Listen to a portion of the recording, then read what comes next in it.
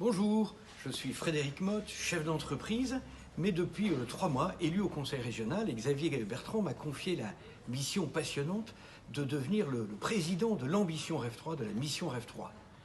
Vous le savez, l'ambition Rêve 3, c'est d'afficher un étendard pour mettre en avant-première justement cette ambition de décarbonation de notre économie, et que tout ça va entraîner des transitions environnementales et énergétiques, des transitions économiques et puis des transitions sociétales. On va aller s'appuyer sur les collectivités, sur les entreprises, sur le monde de l'enseignement et notamment la recherche et développement, et surtout aussi sur une appropriation citoyenne par tous les habitants des Hauts-de-France. C'est avec eux que nous allons réussir ces transitions.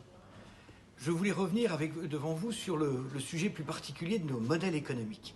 Nous allons mettre en avant un certain nombre de filières d'avenir.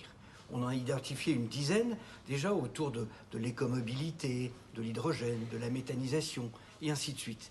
Mais il y a deux éléments qui sont véritablement transversaux à ces filières. Ce sont ces nouveaux modèles économiques. L'économie circulaire et l'économie de la fonctionnalité.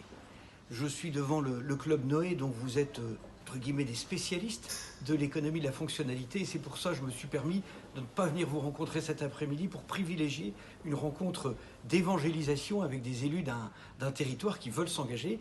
Mais vous pouvez compter sur moi, je reviendrai vous voir parce que c'est ensemble qu'on va y arriver. Cette ambition de l'économie de la fonctionnalité, c'est une dynamique qui est en train de se mettre en route. Vous êtes à peu près 200 acteurs qui sont impliqués, engagés. C'est évidemment très bien, c'est pas suffisant. Notre défi que nous avons à relever dans cette ambition Rêve 3 pour aller vers cette décarbonation, c'est comment on massifie toutes ces actions. Et donc très clairement, c'est comment on entraîne beaucoup plus d'entreprises. Alors c'est facile à dire, c'est plus évidemment compliqué à mettre en œuvre. Donc notre ambition, c'est de pouvoir accompagner déjà tous les acteurs qui s'engagent par l'intermédiaire de clubs. Et donc d'ailleurs, on leur consacre un certain nombre d'enveloppes financières.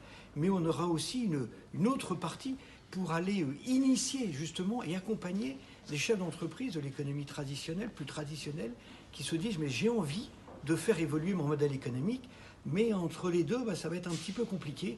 Et donc nous allons mobiliser des équipes et des moyens pour les aider, les accompagner.